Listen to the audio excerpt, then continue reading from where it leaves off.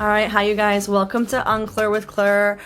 We are in our second episode, and we're going to be doing an interview today with cool Seattle indie-based band Summerrschool. So here you guys, we have Legend and Joseph here for you guys. Hey, I'm Joseph. We're Summerrschool. I got my buddy here, Legend. How's it going? Right, yeah, thanks for having us. You're welcome, you guys. I'm excited to have you. I've been listening to your music, obviously, a lot. I think I messaged you guys telling you remind me a lot of Hippocampus. I also think you guys remind me of like Vampire Weekend, but more West Coast, because I know they're more New York based. Oh, nice. That is nice. You definitely nailed like the comps for sure. Those are both like huge influences for us. Oh, that's good. Yeah, I listened to them like the indie kind of bands a lot in high school, but like I've been trying to get back into it. You know, I'm 27 now, so I want to be like, let's go back to what I used to listen to, because it is very calming. So what I want the listeners and people who are possibly watching to know is, what is Summerrschool all about? Like, what makes you guys different from others and makes people think like, oh, I gotta check out these guys. Who are they?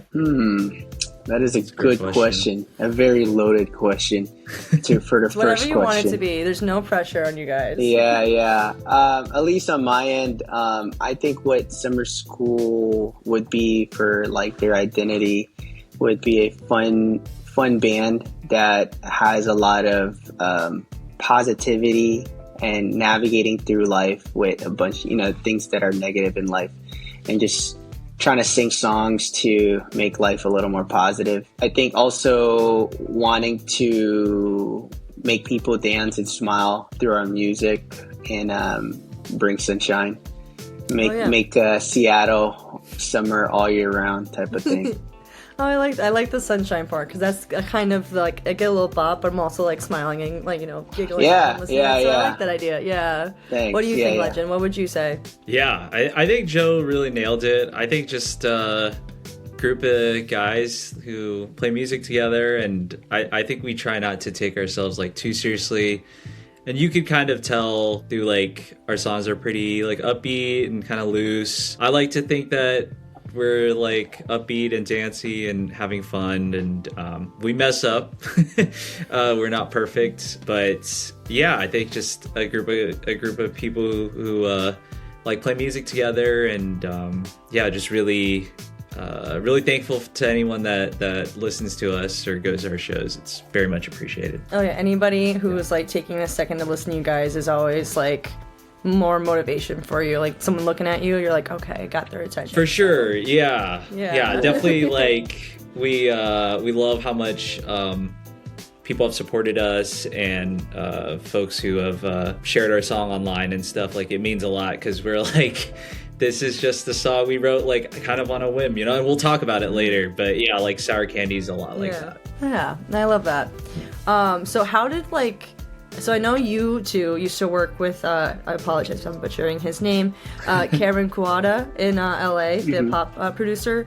So I know you guys met there, but how did the rest of the band get together? Ooh, I'll let Legend puzzle. He's kind of like the guy from Avengers, Samuel L. Jackson, whatever his character is.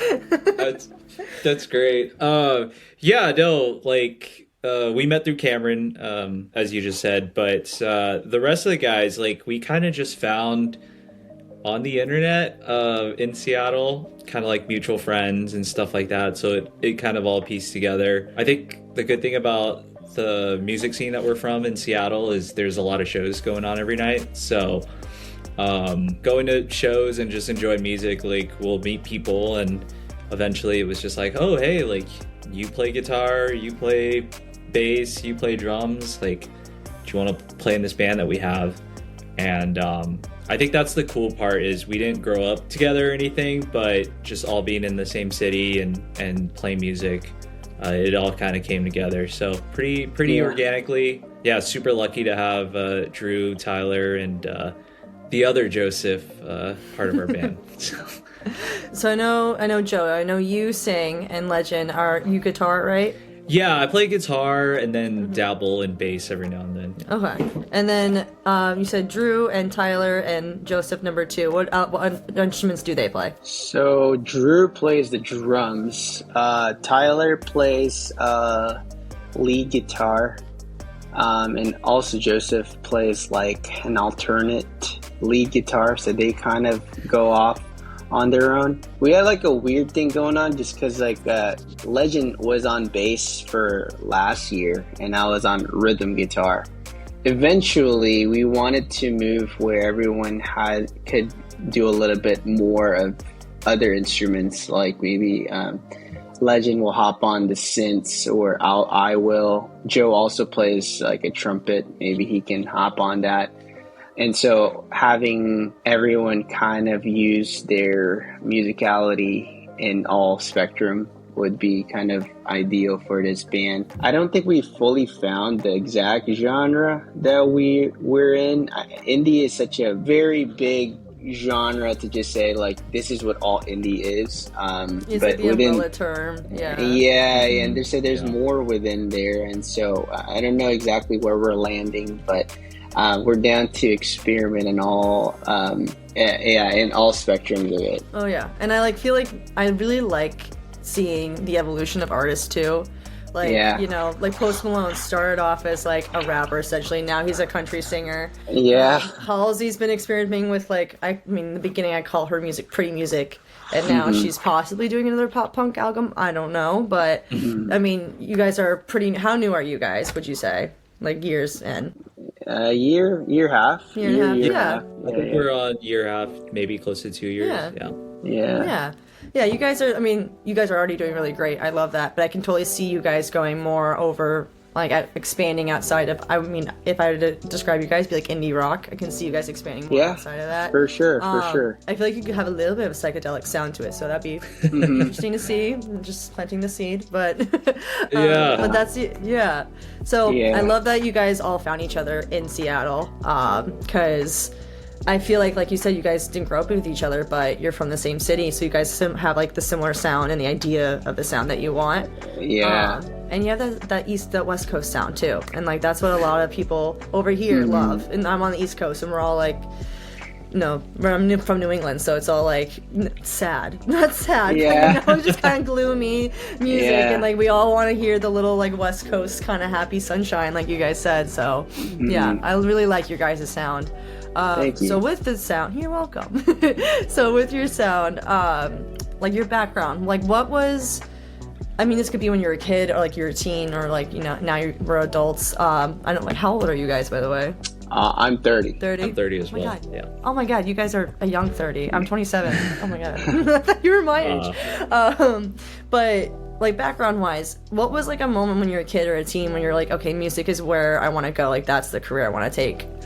I guess I'm similar to maybe to you as well, but I felt like for our generation, we had a lot of bands, the 2010s and 2000s just had so many great bands, and so many people agree with that. Indie music was so dope. But also, I don't know if we established it yet, by the way, but Legend and I are not from Seattle exactly, so we grew up where the sunshine is. So Legend grew up in California. And so that music scene there is on its own trajectory, and I'm from Hawaii, so I'm sure you guys can kind of have an idea why we chose the band name Summerrschool. Yeah. I like that. Well, where did the school part of it come in from? We were after practice, we were at a pizza bar just trying to come up with a band name, and this bar had DVDs on the wall, or some, bars just always got some stickers. Stickers, and it had the movie Ski School, and Joseph really liked that. I think he was that's kind of cool, and so we nostalgia. Almost school. Yeah. It was an old 90s movie. I could be wrong, but it was a 90s or 2000s movie. And so for a little bit there, we were called Benji School, because one of the guys in our band at the time had a dog named Benji, and we were it'd be cool if we put Benji through school. And so we were Benji School. But I guess it just didn't really take off, and we probably only had it for a few weeks, and then I was like, why not just summer school? Like, feels a little easier on the tongue, and just like, Yeah. we like to be, you know, everyone likes the summer, so we kind of rode with that. And to tie back with the 2000s, 2010s, like, that's the music we all grew up on. We were already in school, so I feel like that summer in the school kind of just brings it together. So I love that for you guys. But like, before you guys met, what was, and personally for both of you, like, what was the moment you're like, I want to take music seriously? Yeah, at least for me, I was in a different band prior to this, back in Hawaii, where I grew up, and I grew up with a lot of great musicians. I also grew up in reggae music. So that was kind of nice. But growing up, I really wanted to do reggae music until I started opening up the doors and I listened to Vampire Weekend. And I was like, holy crap, I want to be Vampire Weekend. Like, one day I want to do what the heck, whatever they're doing, whatever type of music this is, I want in.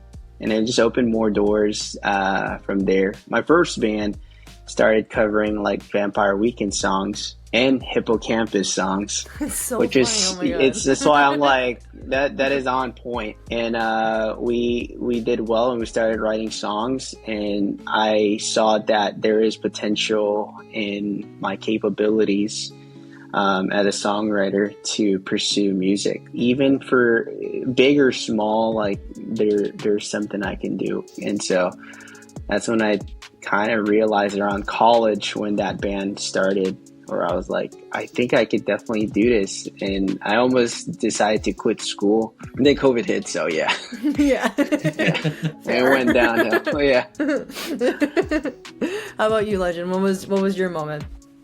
Yeah, I think for me, like, shout outs to growing up in Southern California.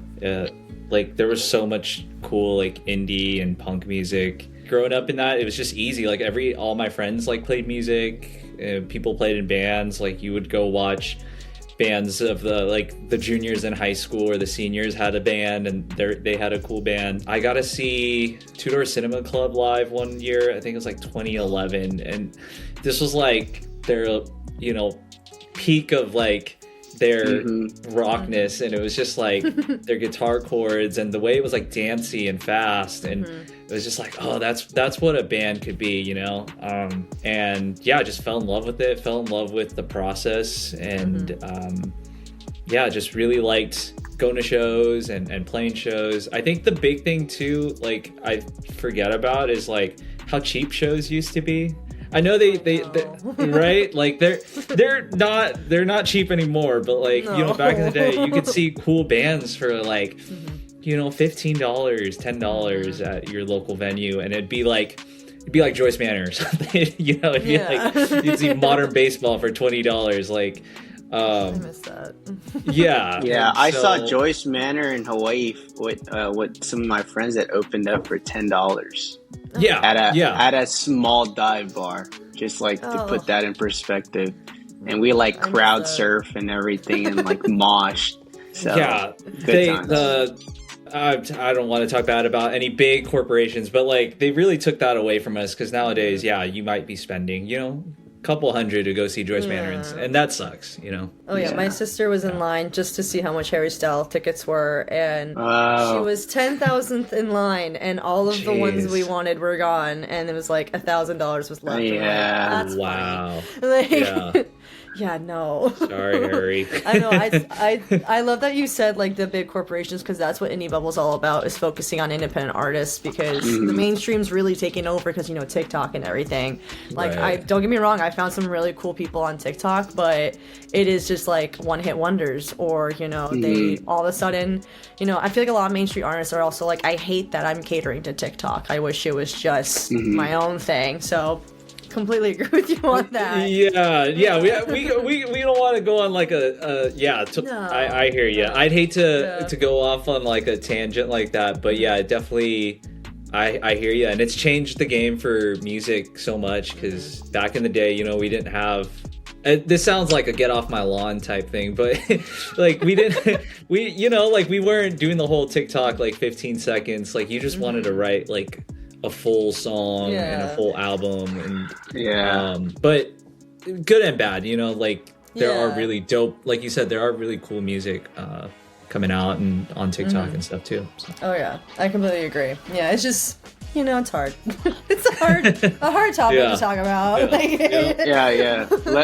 Legend's an unk, so he has to get off my lawn. Dude. Come on, get off my lawn. He's an old soul. It's okay. Get out my swamp. Yeah, I know.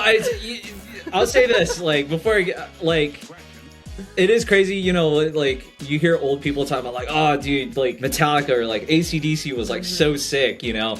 And then now, like, you know, one day we'll be like, oh, like, you don't know anything about the 1975. Like, they were so good. Like, oh my God, that'll so be, like, good. the old band, you know? Or I saw them, whatever. What was that? I think I was 16. I saw them here at the Oakdale Theater, and it packed. I think they just didn't check tickets, but, like, that was the craziest thing I've ever seen. Like, every now and then, like, on my computer, like, show me photos from it, and I was just like, that should have been their cover for their next album. Like, you know, Maddie just cigarette, wine bottle, like everything. Yeah, that's great. Yeah, I miss that. But you guys went on tour in June, right, for your Someone tour? Yeah. Yep. So you also performed at North by Northeast. How was that? And you performed at how am I saying it right? Barboza in Seattle. So what was that like? Was that like when you finished your tour? Was that like, okay, I want to keep doing this more. I want bigger opportunities like that. What was it like? Ooh, the tour was great to start off with, and shout out to Legend for putting it all together. We also went on a mini tour in Austin for South by Southwest months before that, like 3 months before that. And so coming to this tour of 10 days of just being on a road, different cities every day. By the time we got home to Barboza, I couldn't believe how much I love music, but I also wanted to just take a break from music. And I think that's my unk that's like showing up. I was like, I am not meant for this. I just want to keep writing songs, but I was like, holy crap, I am exhausted, man. Yeah. But, you know, whatever it was, Barboza was actually, that last show in Barboza was a really dope show, just to bring it back home. When I first started to go to shows in Seattle, there are big goals and small goals. And small goals was, I was like, one day it would be cool to perform in Barboza. I know it's an attainable goal, but I didn't know how I was going to get there because I didn't know anyone, didn't have a band until I was like, maybe it won't happen, but whatever. It would be still a cool idea to do so. And to perform in Barboza was very killer. So yeah, very appreciative. You're like home base, and you're like, this feels right. Like, Exactly. Yeah. So Legend, you put it all together. What was that like, trying to get the tour organized and everything? Yeah, it was not that bad, and if anyone like listens and is more interested in that side of music and putting stuff together, it's way more easy now, and I think super accessible to people. I think for us, like, we applied to a few like music festivals and got accepted, and I think then it was just like putting the routing together, and in a way it was kind of like planning a road trip with your friends, you know. It's not that daunting. A little bit of like logistics and hiccups and stuff like that. We had to drive salesman. Yeah. Yeah, we had to drive from Toronto to New York City in one night. The boys drove through the night. We crossed the border, got to New York City at like 2 p.m. and I think our show that night was like 8 p.m. So and everyone was so tired, but Joseph already looks tired. Yeah, he's like tired thinking about it. No. Listen. This story had way more juice than you're telling it. But we had back-to-back shows that all those shows ended at like 11 p.m. earliest.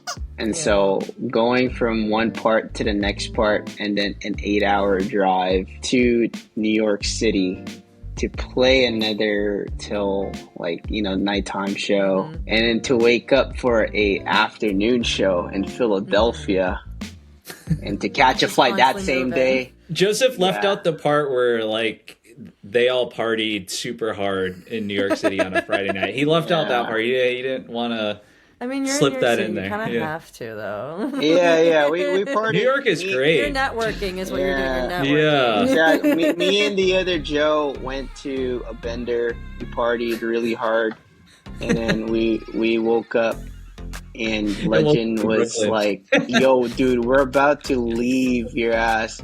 And it was like, our call time to go to Philadelphia was like 8 o'clock. It was already 10:30 when we woke up. And we were like, holy F, we're going to be late. And we have to still drive to Philadelphia and sound check and blah, blah, blah. And as I think about it, I was like, holy crap, we did that all. That is insane. Have you been to Toronto? It was your first tour, right, too? Yeah, it was our first tour. Yeah. Have you been to Toronto? The first time. It's great. Yeah, I think you would like it. I was surprised. It's huge. It's like New York City. Back to Seattle. Where do you guys perform locally? Like, what's your favorite like venue to be at, where that really brings your music and your fan base to light? Ooh, we've been jumping around. I think we haven't double played a venue just yet to say like our hometown spot just yet, but at least on my end I can tell you my favorite venue that we played so far, and I think it was just because the energy of the crowd was great, and it was Madame Lou's, but they just closed down, but it was a really nice venue. And upstairs was it's like a bigger venue called Crocodile, and that's like when you say like you're performing in Madame Lou's or Crocodile, a lot of people are like, oh wow, that's a pretty big venue or whatever. So I think that venue had a lot of energy. The people were great when we pulled up. Sound system was great, but we were so sad to hear that they are closing or closed now.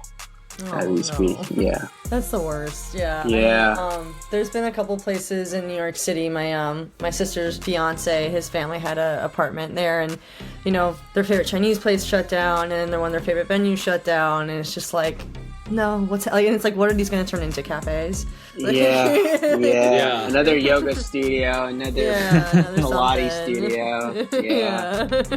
I hear that. I mean, it is if it's yoga or Pilates, that's healthy either way. But yeah. So like, when you guys perform, what, like you said, you guys want it to be like sunshine, you want it to be dancey. Like, is that what you see a lot when you perform, or is it like? Because I can only imagine your music really does bring people together, and like there's that one connection that everyone can have. Yeah, I think a lot of jokes is pulled during the, it's like the stand play. Up for Joseph. Yeah, forgets he's on I love stage. that. Yeah. We got some comedians in our band. I like to make lots of jokes. Tyler also is a great partner to banter with. Shout out to him. So when we're on stage, it's just nice to kind of loosen up by making jokes. And so I think that's one part of us to really bring in, to make people feel like, hey, this is just us dudes hanging out at it could be a practice room, but it is a venue. And we're gonna play you guys some good music, and music that we wrote. And so from there on, kind of set a tone that it's not going to be like all like emo or whatever it is, you know. It's a very sunshine vibes type of thing. Yeah, you want it to be like a personal, friendly vibe. Like, yeah. Take yourself seriously. Yeah, like this is just your buddies that are goofing off on stage, and we're just a little bit more upscale from karaoke. And singing some of our original songs. That's awesome. It's like live karaoke, you know? Live karaoke. Pretty much. Yeah, there's a place in Hartford, Arch Street Tavern. I've seen like a fish cover band there. Kids That Fly. It's actually a guy from my high school. He created this band with a couple friends from UConn. They perform there too, and they're very much same. Like they're kind of just silly gooses. They do covers. Yeah. Yeah. The first time I saw them was my friend's birthday. They sang her happy birthday. You know, it's just very. Everyone was just friends, even if we didn't know each other. We were all friends. Yeah, that's exactly like the vibe. And I've been to shows where local bands were very pretentious, and I get it. And part of your MO, you want to be like, I don't know, Matt Healy or something. Yeah, you know, can come off. Image. yeah, it's cool, but it doesn't work though for some, and then it can come off as kind of very douchey. So I think we wanted to really avoid that, and there's only could be one Matt Healy. So you want to make your own identity, and the identity that at least I want to have for summer school is, because I met Mac DeMarco in person. My old band my old band opened up for Mac DeMarco back in Hawaii. And when I met the dude, that guy's the like chillest dude, and I was like, I know they say never meet your heroes, but this is one of them where like this guy was not a bad hero to meet. Yeah, and I wanted to be like that, where it's just very inviting and just like very professional, but very inviting at the same time, and no drama type of thing. Yeah. The only drama is bickering. That's all it is. The band. Yeah, that's the only thing. Pretty much. Oh, I love that.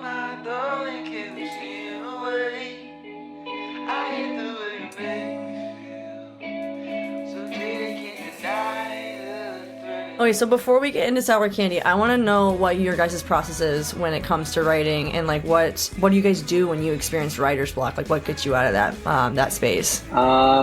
For summer school, we haven't nailed it just yet exactly on song process, but at least for Sour Candy, Legend wrote this cool riff, which was the whole chord progression for the song.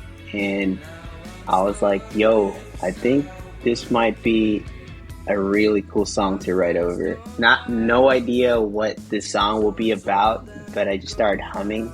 And then from there, I was like, Legend, can I take like a stab at it, and I'll start writing something on it. And then kind of that's how we work. So kind of Legend created like the scaffolding for the song, and I started kind of building from there.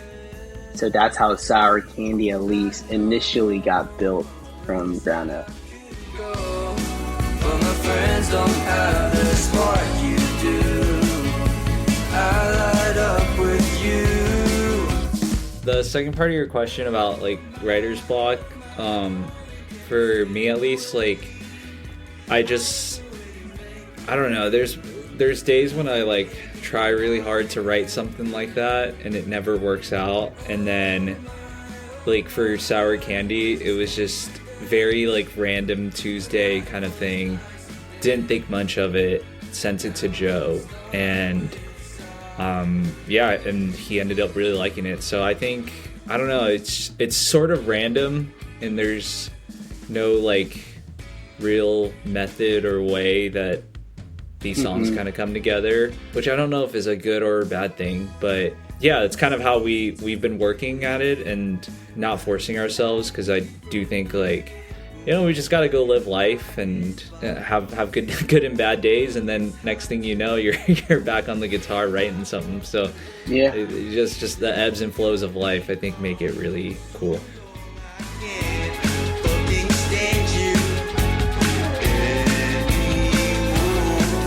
Yeah, I agree with the random aspect of it, because like I'll be singing a song to my cat, but it's like about her, and then I'll be like, wait, that's like kind of a good tune, or flow, whatever. And like, especially when I write poetry too, I'll hear someone say something, or I'll be listening to a song, I'm like, that's a cool line, and I'll like somehow, make my own, but with that same theme, and I'll just take it over from there.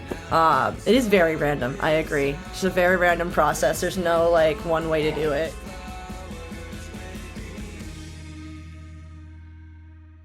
But like for you guys, like in the past, not just with summer school, but in the past, what comes first? Do you think the beat, or is it more the lyrics, or is it like vice versa, whatever happens? That's a great question. I think most of the songs that I enjoy writing from front to back would be the tune. Yeah, like similar to you guys, I sing a tune in my head, but my brain also somehow could kind of hear how the guitar works and how it will be played at the same time. And kind of just like go through that phase of just like listening to how my brain will transition from verse to chorus while I sing that tune in my head. And so then I'll start writing or just like freestyling in my head like different words that will work. If I was in the car, I would voice memo it. So as soon as I get home, I'll start looking for the chords to kind of play over it. And usually that way for me works best. And for Sour Candy, it was a little different. The tune came first, or the chord progression came first, and then you write over it, which at first could be very difficult because then the pressure is on you and what you should write about. But somehow I found a way to navigate through it. And I think the other 3 songs that we had was also just starting from scratch. Like having the legend create like something for me to write over. So that's kind of how we've been doing it, I guess, more so. But this new song that we're working on has been the other way that I like doing, where it's in my head and then just come home and play the guitar. No, for me too, it's a lot in my head, but it wasn't until like, I guess, last year, I'm like, I should write this down, I should record it rather than like driving. I'm like, I'll remember when I get home, I completely forget. Oh, no, there's no way, yeah. That's why I like do a voice memo now. I'm like, yeah, work on something while you're in the car. Siri is my best friend when driving, so. Yeah. Okay, so Sour Candy, I thoroughly enjoy this song. Great. You know, you guys popped up on my Instagram like I was just telling you, and I was like, this is a fun little bop.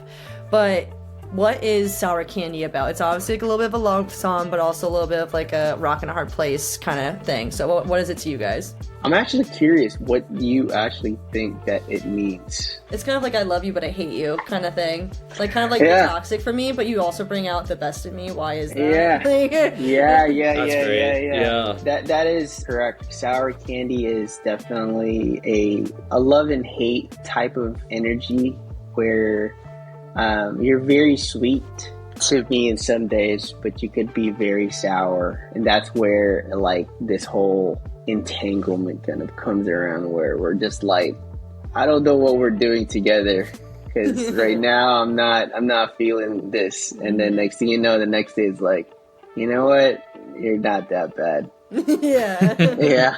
Yeah, literally a rock in a hard place. You're like, do I like you? Do I like the idea of you? I get it. Yeah. I think my favorite like line is probably that I hate the way you make me feel, but I'm so jaded, can't deny the thrill.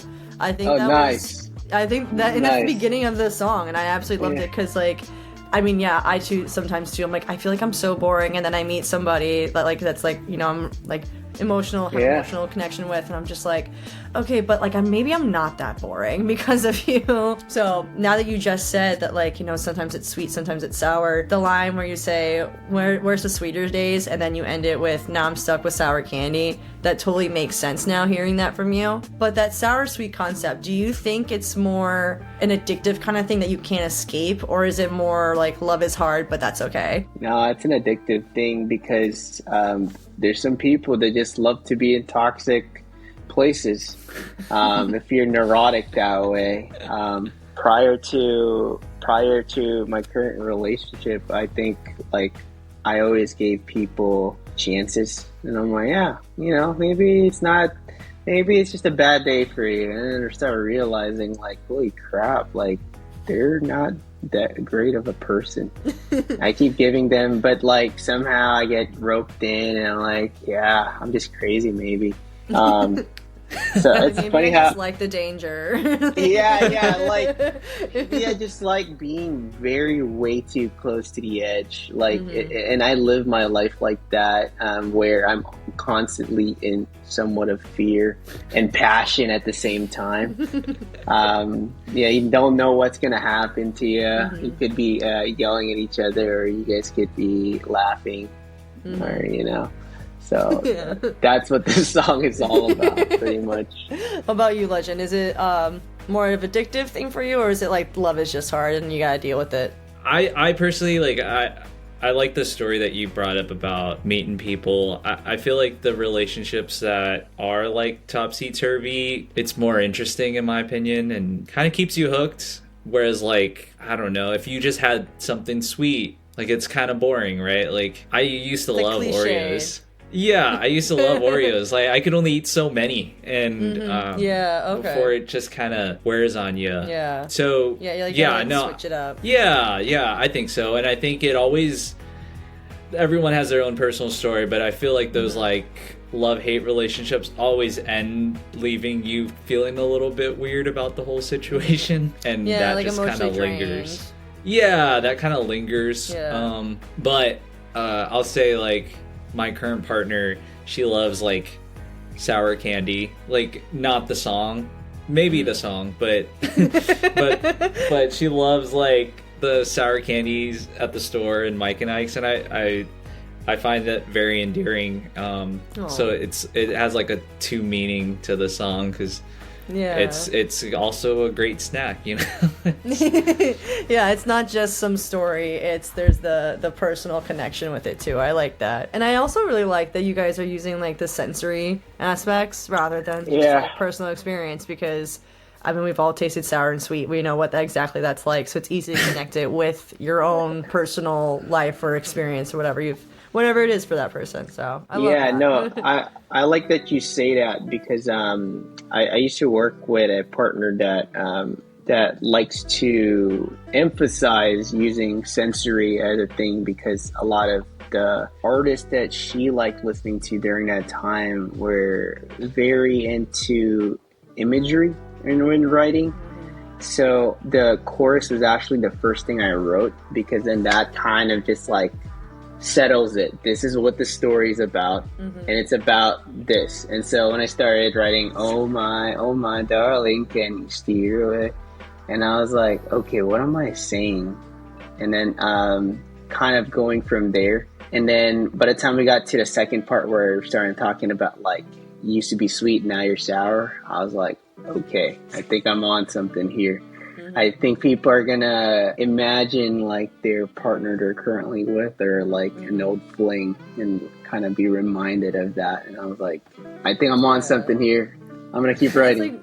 And it's not even like intimate relationships too. It could be like business relationships or just platonic, like or friends. Like just your best friend. Yeah, I love that's awesome. Yeah, because I am obsessed with imagery. I'm obsessed with the sensory things, because you could write a song, like you could write a poem or a song about the spring, but someone could be like, I don't feel the spring.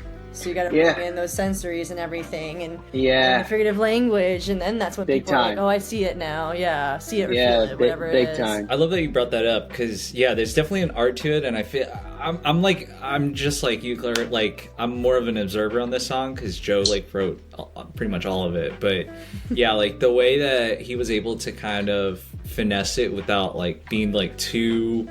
Like in your face with the sour candy, I think is like the really cool part. I helped write a song a while ago called Coffee Cake, and I think like when we initially wrote it, it was like very like in your face with the coffee cake, like almost describing coffee cake, which I'm grinding the beans. Yeah, flour. I think like we kind of had to pull, we had to pull the plug on it, because it was like, hey, like the way that you're writing it is almost like too in your face. Giving a recipe, exactly. And like no one wants to actually listen to that, but I think the way eggs, 1 cup of three flour. eggs. I think Joe was able to finesse it without you actually thinking too hardly about sour candy, so I think he did a great job. Thanks. I appreciate that. That's the first time I heard him compliment my songwriting. So I appreciate that. I'm seeing your relationship now. Like, you guys are the the sour candy candy, kind of aspect. I'm seeing it. In real time. Songs about you guys, really. No, but like Legend, I get the whole aspect of like, not making it about coffee cake or sour and sweet, but I think the way that Joseph makes it real is the part where you say like, sometimes you make me forget why I'm at your place, which is, I've been there. I'm like, why am I here? I don't know why I'm here. I'm just enjoying this. Yeah. But and I do like the way that you say, but I'm the same way. When you say that, is that more of like, my partner feels the same way when they're over at my place, they don't know why they're here, even when we're having a bad time? Like, what would that part mean? Yeah, with that, we had another writer for that. His name is Anu. Shout out to him. When we wrote that together, it was pretty much like, I go to your place, it was all nice, but then when I wake up, I'm like, what the heck did I decided? Like, this is not what it's supposed to be, because I don't actually like you like that. Or maybe I did, but only conditionally. For like a moment. Yeah, for a moment, and then realizing that it might not be the best decision. It's kind of like that wake up moment where you're like, dang, I need to sneak out here quietly. It's like 2008 rom-com. Like, yeah. Walk of shame. Sure. Yeah. Oh god, yeah. Oh, we've all had those. So again, with the sour sweet, I like that the first verse is, the sweet part, and then the second is the sour part. What does that transition mean to you? Because I feel like with music, you can't have the first and second verse be the same thing. It has to be, the first verse is like, this is what the idea is about, and then this is the conflict, and then the resolution's the very end. So what is that transition to you guys? Ooh, wow, I didn't realize that we wrote it that way intently. I've done that too, trust me. But I think what's being said, rather, from going from sweet to sour, right? In that order. At least when we started writing the song, my idea was to, hey, no shade, like, you were a great person, like, for real, there's no shade, and these are the traits that I really like. That's why I'm gonna put it out there that you are a sweet person, and this is not a Taylor Swift hate song. You know what I mean? But I do have to start letting you know that these were the things that I didn't like, and why things didn't work out. And that's why in the chorus, I put endearing words or names for the song, like, oh my darling. Darling is like such a old use of an endearment, and I think that kind of just shows, like, I'm not calling you the B word, no calling you any names of derogatory or nothing. I'm literally saying, like, it just didn't work out, and you were a beautiful soul, just didn't work out, but this is why. That's why in that way it's like, it's like the love letter to them, but it's like, love letter, this is why we didn't work out, bye. Yeah, exactly. That's how I imagine it too, so the way you're saying it, same here. But so you brought in a female voice in between. Who is that? So that was me. I'm playing. Like, wow. Yeah, Joseph has such a good range. Yeah, that's him. Not to tie this back to anything, but the artist that I was working with, who we were writing Coffee Cake, that same day or same week, I showed her Sour Candy. I was like, well, here's another song I'm working on with my band, and she listened to it, and within an hour maybe we put together that section. I think for me, musically, I like, kind of like you were talking about, I kind of like having stages to each part of the song, and I think you perfectly described it. Like, the first verse and was different from the second verse, and the chorus is, and so I think the bridge was like, oh, it'd be kind of cool to introduce the character or something new. And so it was more of an organic idea when she was writing, I don't want to speak for her, but like she kind of wrote, I'm going to speak my story now. And like, you also like messed up and did all these things as well. Like, you're no perfect, like, who are you to kind of like judge and not be like too serious and like too aggressive in nature with it. It was very like lighthearted. And for some reason she was like, oh, like, I'm going to pretend it's like a phone call or something. And she like calls one of our bandmates, and while she's calling him, it goes to his voicemail, and he doesn't pick up, and she's like, what the and we added it in there because it was like, it's so symbolic, because we've all been you know, in a relationship where it's just hard to get a hold of each other because you're just on different two separate places, wavelengths, and it has like both mentally, but like also in the physical, like you're not there in person, like you can't get a hold of this person. So yeah, it all came together like one afternoon. I showed the guys. I think initially we were like kind of split on it, because I think a little bit of it could be, we want to be known, like, our music as just being us, and like there is something special about like this is just summer school, you know. And so when we added someone new to it, it was less of like a vocal feature and more of just like second part of the story. Exactly, like adding to the story. And so that's why like we didn't add her as like a feature or anything like that. It was very interesting. But yeah, shout outs to Prachi. You guys can check out her music. She's super dope. She has all this new music coming out. She's a R&B pop artist based out of San Francisco. Yeah, you'll love her. Fans of like Kehlani or Summer Walker or SZA, anything like that. Yeah, I call that pretty girl music, which is what it is. Oh yeah, like pretty girl, indie R&B. Like she kills it. So it was nice to have her on the track. Prachi. Prachi. Yeah. I'll have to check her out. I love the name too. She's got a song, Coffee Cake. Shout out your boy, produced it. Yeah. Shout out to Legend. Honestly, he likes skits. That's why he added Prachi in. He likes skits in between songs, and that's like a very 2090s thing if you really think about that. Yeah, I really like that. You say that. Yeah, like Sublime did that with Bad Fish, where they're like walking into the bar before they played. It's like that's why when he brought up that portion, I was a little indifferent about it at first, but I was like, not bad. Yeah, let's hop on this. Yeah, that's awesome. Put him back to school, you know. School all year round for you guys. Yeah. I like that you brought her in, just because the whole voicemail aspect of it, even I was like, this kind of seems like, you know, it's like 11 at night, you know, he doesn't answer his phone, like I have to get this off my chest, but it also feels like a can't say it to his face, I gotta say it over the phone, which I feel like with our generation, a lot of us can't say anything to each other's face. We just do it over text or whatever, which is so frustrating.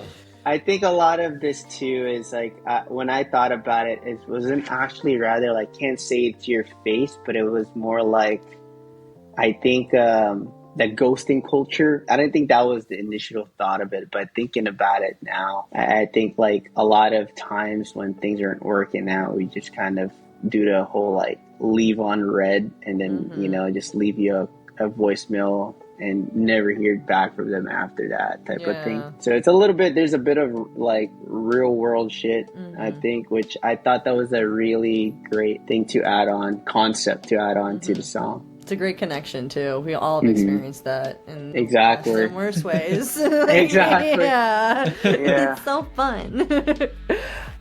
So what's the main thing you guys want to take away from Sour Candy? Like, what's the thing about the song, or even just about you guys, that you want people to know? For Sour Candy, at least, I wanted to kind of speak on how dating is this year, this generation, where we should really evaluate all the people that we're dating and not be so jaded on like the thrills in life and the things that they bring, but really think about like, is this person good for me, or am I the sour one too?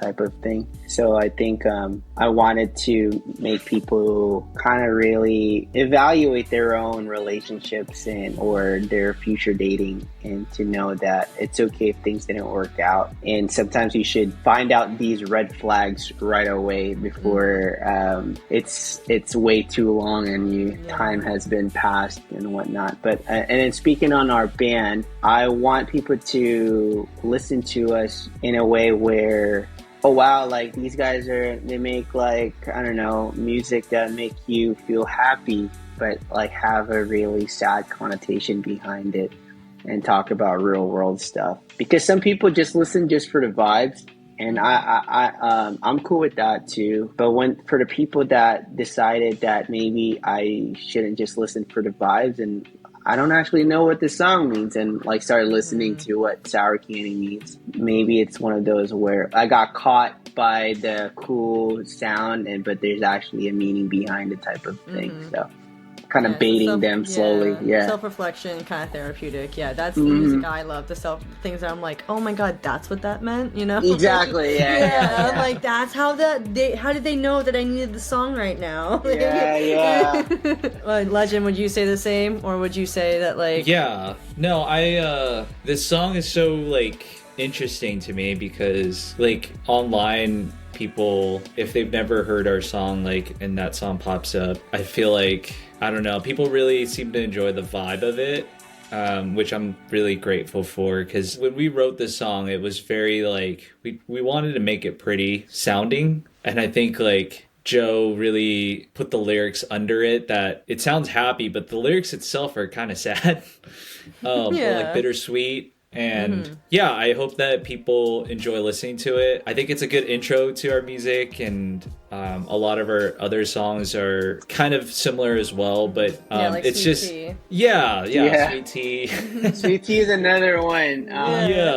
Sweet Tea is like super sad actually if you listen to the lyrics. Yeah, because at first you're like, oh my god, yay, and then like you listen to it and you're like, oh my god. Like, that's actually like if we ever talked about that one day, that's definitely about my own breakup with someone I was seeing, and so it's just like very happy, very, very happy. Sounds like it could be a Vans skating video or like a PacSun commercial, but the connotation behind it, it's just like, oh dang. Yeah. And we have a music video for it, and I remember someone did a reaction music video to it, like just reacting to it, and she was like, who is like breaking these dudes' hearts, because it's like they look so happy.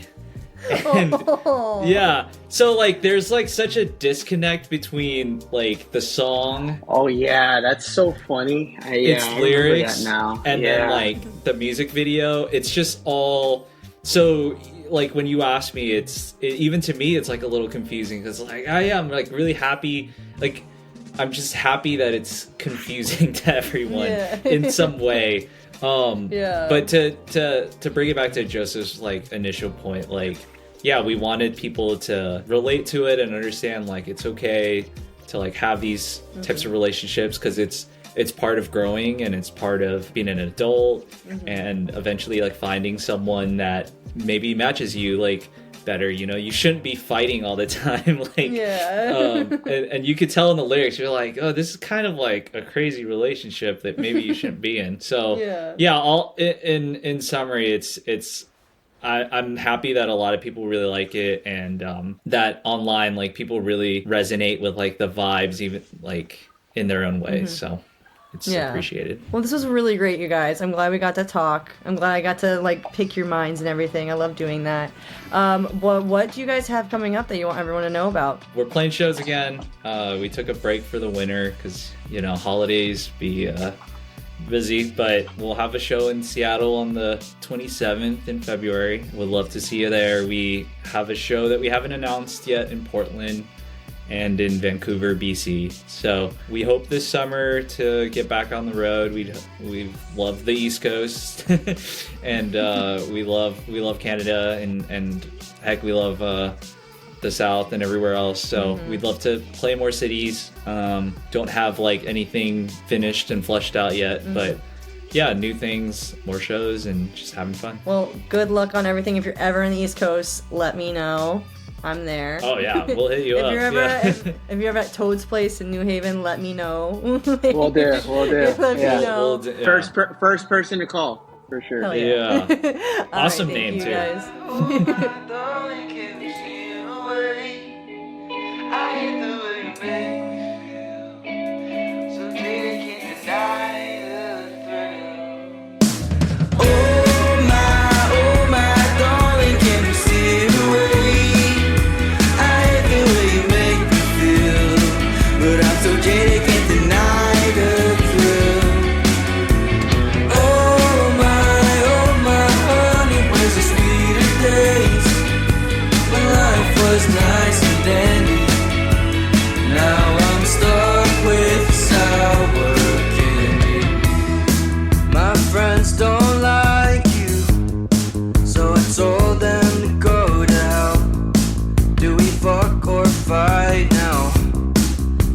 Take me with as well, and I swear some days you make me forget why I stay at your place, but I'm the same way.